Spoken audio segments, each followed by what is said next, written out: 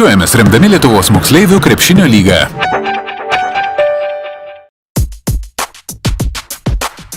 Ateities krepšinio žvaigždės šiandien.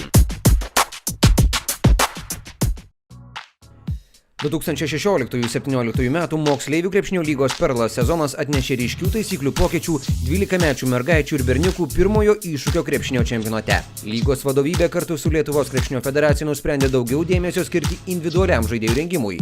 Svarbiausi taisyklių pokyčiai. Įvesta 3 sekundžių taisyklė gynyboje.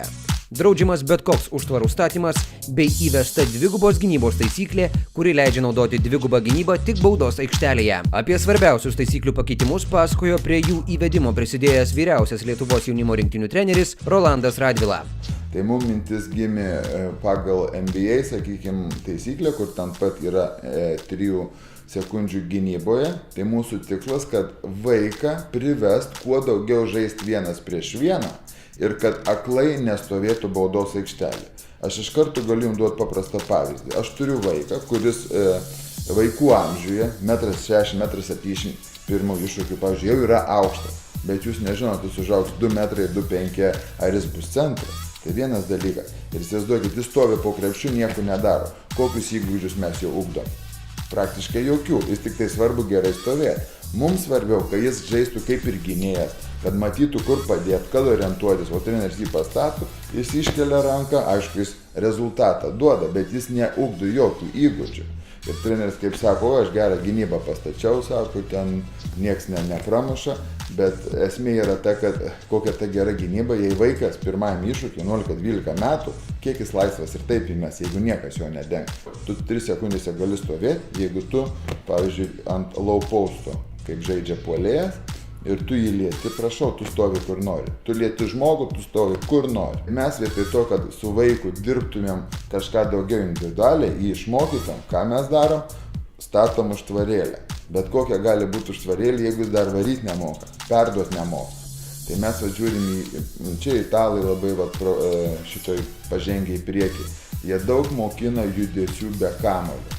Tai yra, tu turi mokėti žaisti be kamuolio, o ispanai lygiai tas pats, be jokių užtvarėlių negali statyti, kad nepaslėptų savo techninius trūkumus. Dviguba gynyba, čia esmė yra ta, kad kiekvienai komandai yra žaidėjai, kurie kažkuo pranašesni. Gali būti fiziškai, gali būti techniškai ir panašiai. Ką treneris daro? Treneris daro jau ties centru, net būna ant jo dvigubina, vien tam, kad jį sustabdyt ir atiduot. Bet jo jėga dar nėra ta, kad jis perduotų per visą salę. Ir jam automatiškai tas sunku, jis neturi tam fiziologinių galimybių. Dėl to tas dvigubinės galimas tik baudos aikštelė. Taisyklių kūrimas viena, jų pritaikymas praktikoje kita medalio pusė. Krepšinio mokyklų treneriai bei teisėjai yra tie, kurie turi puikiai išmanyti taisyklių pokyčius bei atsižvelgti į juos rungtynių metu. Būtent šią temą mintimis pasidalino Vilniaus sostinės krepšinio mokyklos treneris Vytautas Zapalskis, Kauno Aisčių krepšinio mokyklos treneris Arūnas Visockas bei krepšinio teisėjas Aidas Urbonas. Su kolegom kalbėjom ir iš tikrųjų tas mūsų vis tiek krepšinis yra aukšto lygio nuo mažens. Gerai dirbam ir treneriai yra aukšto lygio ir rezultatai rodo, vakar irgi antrą vietą yra užimta. Taip kad viskas eina į gerą pusę. O tų naujovių įvedimas, tarkim, pristatymas savo auklėtiniam, ten nesudarys kažkokių problemų, ta prasme, jie ten bus lengvai? Na, kadangi priėmė ir pas mane, sakykime, yra 2-5 metai, mes nuo pat pradžių pradėjom tą taikytas taisyklės priimtas, tai jokių problemų nėra. O matyti tikriausiai gal kažkas kitose miestuose, kiek žinot, kai žaidėm, nenoriu sakyti kuriuose, tai jie irgi darydavo su užtvarom, tai dabar jam pakeisti yra sudėtinga, nes buvom turnyrė vienam, tai jie žaidžia ir lyg ir vaikai tokie pasimetę, lyg nori daryti užtvarą, lyg nenori daryti užtvarą, tai jiem ten sakė, kad reikėjo šiek tiek laiko persiorientuoti. Tai bendrai, aišku, mintis gera, kad daugiau žaidėjų tobulėtų individualiai, tiek ginantis, tiek puolant. Dar tik pradžia, žiūrėsim, kaip rezultatai, taisyklių patikėtimai pasiteisės. 3 sekundžių taisyklė gynyboje, tai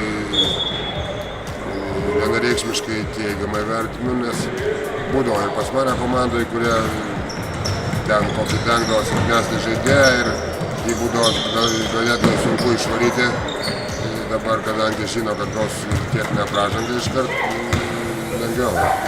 Na, užtvarų statymas čia taip dviejopai tą žiūriu, nes dabar kas pasidarė, kai vėlgi mintis pagrindinė yra, kad daugiau žaistų jas prieš vieną žaidėjai, bet ypatingai silpnesnių komandų, mažesnių miestų komandos, kada negalima statyti užtvarų, jie labai dažnai jau teko susidurti, išvaro 4 žaidėjus į vieną kraštą ir palieka ten tą vienintelį, ar ten jie gal turi, sakysim, kelis gerus žaidėjus, palieka žaisti. Tai tie, aišku, stovėdami kampe, nei tie puolėjai, nei tie, kurie dengia, neišmoks nei gintis, nei pulti. Tai nesukčiavimo atvejis, bet treneriai prisitaiko jau prie situacijos. Nu, sakau, mažesnių tų miestų dažnai taip žaidžia. Na, šiaip labai daug tų pakeitimų kiekvienais metais būna, ypač tarp jaunų vaikinų, jaunų berniukų, merginų, taip kad ir mums teisėjams taip pat prireikia laiko prisitaikyti prie viso to, bet dabar jau manau, kad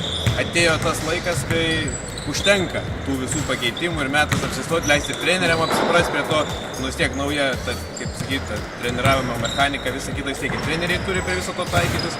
Dabar turbūt jau tas pats laikas, kaip jau apsistoti šitais pakeitimais, tos užtvaros, gynyba, 3 sekundės, kad nestovėti savo gynybos zonai be žmogaus. Dviguba, kaip ir jau buvo seniau. Iš esmės, tai to, manau, užtenka. Didžiuojamės remdami Lietuvos moksleivių krepšinio lygą.